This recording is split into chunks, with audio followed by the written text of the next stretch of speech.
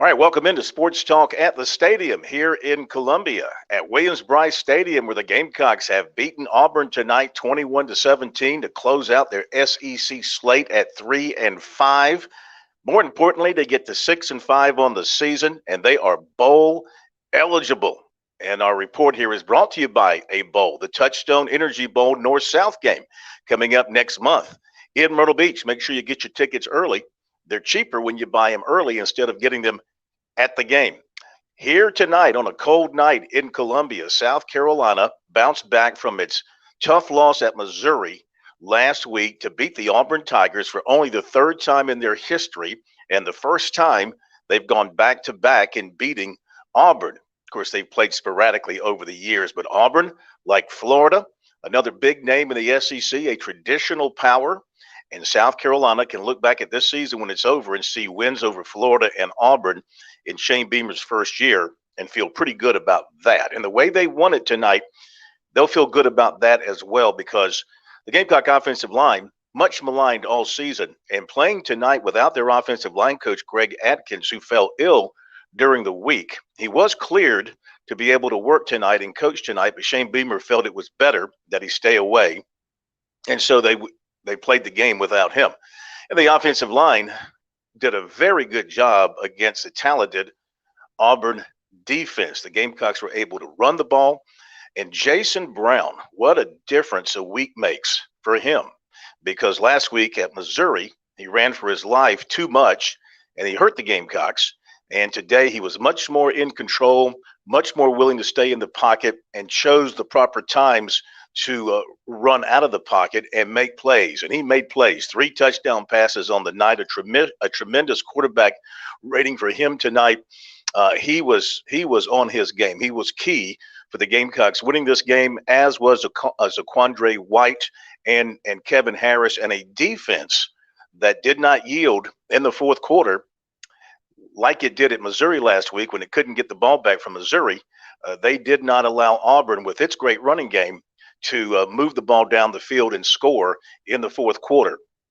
So a quick recap: Auburn jumped out to a 14-0 lead, and it looked poor. It looked bad for the Gamecocks early on, but the Gamecocks fought back, and Brown hit White on 4th and 3. They went for it, 4th and 3 from the Auburn 27, and it went for a touchdown. And White, with the great speed, he gets out in space. He's really special.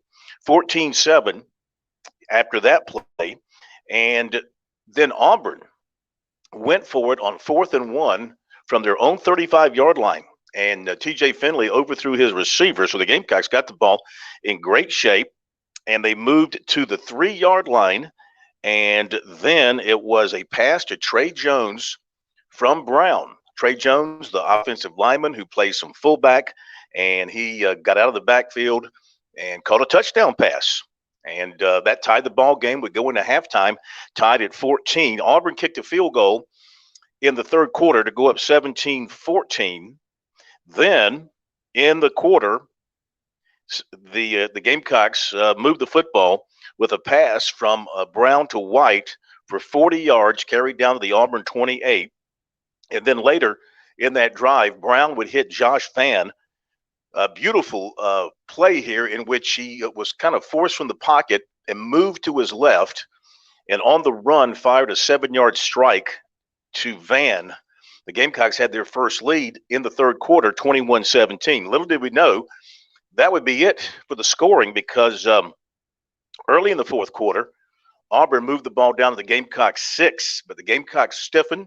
There was a bad snap on the play down inside the 10-yard line there for Auburn as they were knocking on the doors. A bad snap set them back, and the Gamecocks stopped them on third down, and so Auburn went for the field goal. It's their backup kicker, because their regular kicker got hurt last week and is out for the season, and he missed. He had made one earlier. He missed. So it's 21-17 Gamecocks, and from there the teams exchanged punts. And so the Gamecocks lined up to punt late, and Kai Kroger booted one to about the 21-yard line. Auburn's return man, Simpson, let it hit right around his feet, and Roderick fell on it for South Carolina, and the Gamecocks started pointing to the officials and claiming it hit the Auburn player, and they called for a review, and they did review it, and it turned out, according to the review, that the ball did glance off the Auburn player, and South Carolina recovered it, and the Gamecocks got the football, and they were able to go into victory formation at that point because Auburn was out of timeouts, and that was it. It was ball game. And I'm sure this is going to be discussed in the SEC office, is going to be discussed in Alabama quite a bit. You could really go either way on that replay. It has to be the call on the field. Has to be backed up by convincing evidence in replay. And when you look at it, I mean, it really was not, in my eyes and in many others who I've talked to, it did not appear to be 100% clear one way or the other. But for the Gamecocks standpoint, they ruled in their favor, and they were able to run out the clock and gain their much needed sixth victory to make them bowl eligible. Yeah, I talked about the Gamecock defense.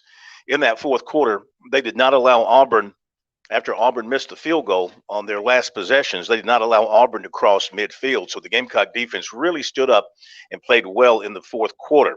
USC finished with 306 yards to Auburn's 379. The Gamecocks did rush for 149 yards, and Jason Brown was really good, 10 of 15, 157 yards. He had 3 touchdowns, did have the 1 interception early in the game. And average completion for the Gamecocks yards wise was 15.7 per completion. So they were making some big plays. And White had 99 yards for the Gamecocks rushing and 3 receptions for 69. And Harris had 63 yards on the ground. Boy, Tank Bigsby for Auburn showed why he's one of the best running backs in the country. 22 carries, 164 yards. I'm not sure I wouldn't have fed him more. There were times in the game he was out. And unless he was hurt or something, he didn't appear to be winded or hurt. This might have been a night you give him, just like Beatty at Missouri last week at Missouri. You give Bigsby, 30, 35 carries in this ball game, he's going to top 200 yards. The Gamecocks just had a hard time with him, but everybody does. And Finley, TJ Finley, the quarterback, was 17 of 32 for 188 yards. So the Gamecocks have accomplished mission number 1, I would say. They went into this season, the expectations out of Las Vegas, over under on wins was 3, and now they're at 6. Certainly, they did not go into this season thinking of winning the East or winning a championship. You can talk about it in your locker room and all that, but in reality, that's out of your reach. But a bowl game is something that you can talk about and think that's within your reach. So mission number 1 has been accomplished for South Carolina by qualifying for a bowl. And now mission number 2 for them will be the state championship next week against Clemson. By the way, the Gamecocks did suffer a couple of injuries. Starting corner Cam Smith went out with a knee injury. Shane Beamer said they'll evaluate him tomorrow. He did not know right after the game the severity of the injury, but once he got hurt, he did not return. And receiver Xavier Leggett, who made a tremendous catch for them, got hurt on that play. His head came down hard on the turf, and he had to leave the game. And again, they'll have an update on him tomorrow. So the Gamecocks have accomplished what many said they could not accomplish, and that is 6 wins, bowl eligibility. They have guaranteed themselves a non-losing regular season.